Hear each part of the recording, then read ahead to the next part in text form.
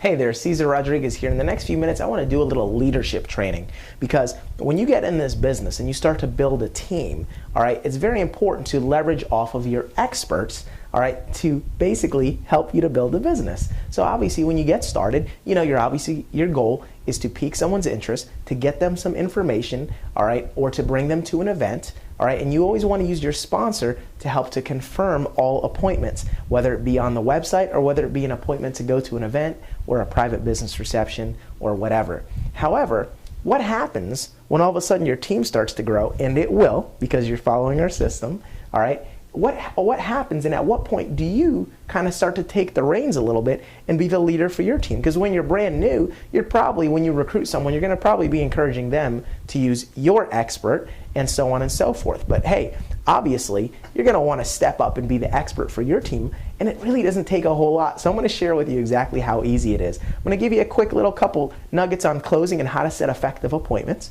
All right, and we're going to teach you how to go ahead and duplicate that and the proper behavior for you if you are the expert on the other end of that three-way call. Now, as the expert for your team, there's a couple things that you want to make sure that you always adhere to.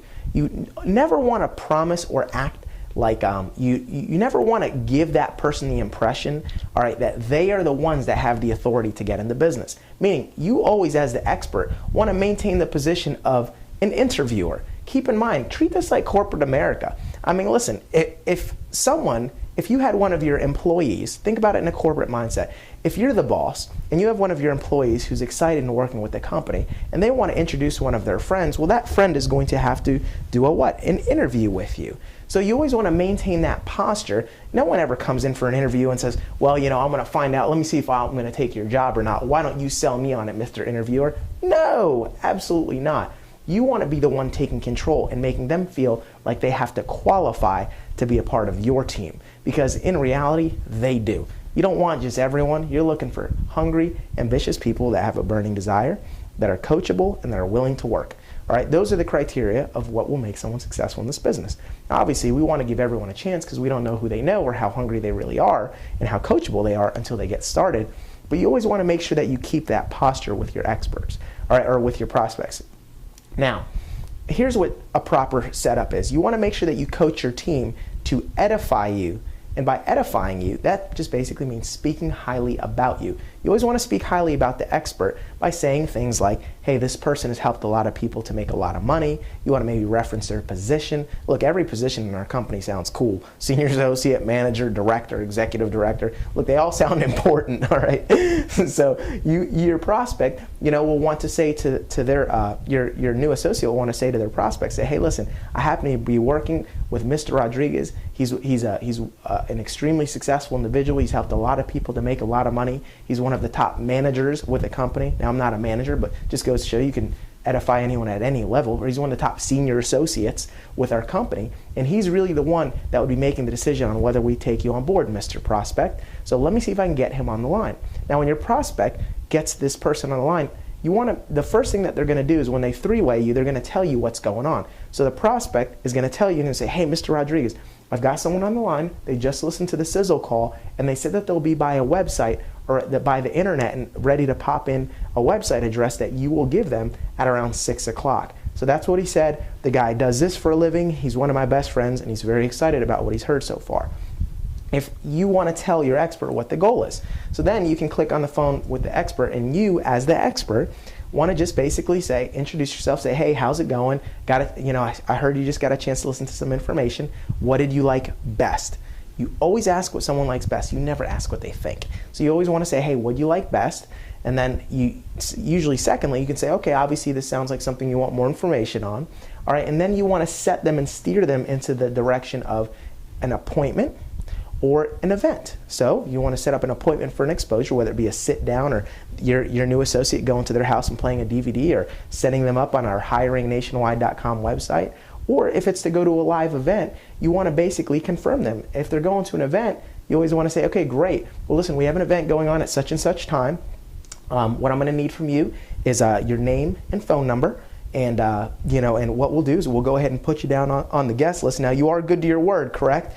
All right, you do keep appointments? Well, great, write this down. You always want to make your prospect write stuff down, because that way they'll remember it better And again, it shows that you're serious about your appointments. I also like to set appointments at odd times. Little leadership nugget. Don't set an appointment for, 7 o'clock, all right, because that's too generic. Make them know that how important you are and how busy your schedule is. Says, hey, listen, if they say, hey, I can do it at 7 o'clock, you need to say, hey, listen, could you do it at 7:15? Could you do it at 7:10?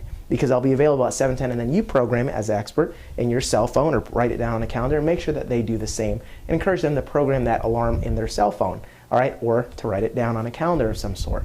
So again, you as the expert, your job is to basically help to set those appointments for your new people. All right, you always want to be a little friendly too. You don't want to be all business. You want to ask them, say, hey, so what do you do for a living? What did you like most about the business? Well, why is it that you're looking to get into something different? Are you looking for something part-time, full-time? These are all little small talk things. So tell me about yourself. Are you married? Do you have kids? What's your story? Warm up to them, because you know what? The bottom line is people like to join something, all right, with people that they like. People, a part of job satisfaction is the coworkers and their work environment. It's not just always about the money. So don't be afraid to warm up with them if you got a couple minutes and see how much information you can get. Now don't go on and on and on. You're going to do that later. All right, but make sure that they know that you're a real person and that you are genuinely interested in knowing who they are. Now, once they've reviewed the information, all right, you want to do what, obviously, you're going to want to close them. Now, in closing, there's what we call the 3-question close. It's on the bottom of the success system sheet. All right, if you've got this, it's called the 3-question close. It's basically, what did you like best? Do you see an opportunity for yourself? And if we were to take you on board, would there be anything else you need to know before you got started? And then at that point, would there be anything else you need to know before you got started? That way, if they have a question for you, you can answer the question, and they might say, well, what is this? Answer their question, and then when it's done, you can ask that question again. Great, so do you still see an opportunity for yourself? Well, if we were to take you on board, would there be anything else you'd need to know before you got started? All right, and then obviously if they can't think of another question, you keep answering their questions until they run out of stuff. And then the last question is obviously going to say, well, if we took you on board, if we agreed to take you on board at this point, would there be anything else you'd need to know before you get started? And eventually when they run out of questions, they say, well, no, I guess there really wouldn't be anything else I'd need to know before I got started. And then they are officially ready to get started.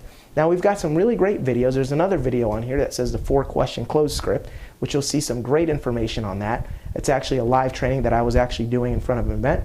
And that's got some really great advanced questions on, if you need some advanced closing beyond that point. But that's usually enough to get you started. And if you ever feel like maybe you're not getting where, maybe you can't completely close that person because they've got more advanced questions, again, don't be afraid to, again, at that point, pull in your expert and say, you know something, that's a great question. I haven't been working personally with, whoever that new associate that put them on the line is, but you know what? We always make decisions together as a team, and I actually want to introduce you to someone that I actually get a chance to work with.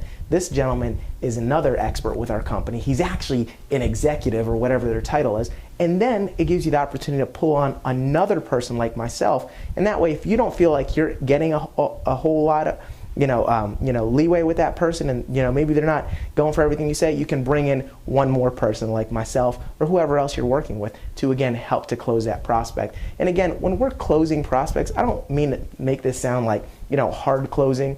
It really, sometimes a person is, the people, if they're on the phone and they're still asking questions, they want to get started. They're just waiting for something. They might not even know what it is. Really, when we close people, we like to say in our business that we're really opening them because we're starting a relationship. This isn't something that you just want to wham bam and try and cram someone in, because if they don't want to do it, look, you got to work with them afterwards. All right, this is a relationship you're starting, so introduce them to the rest of the family, all right?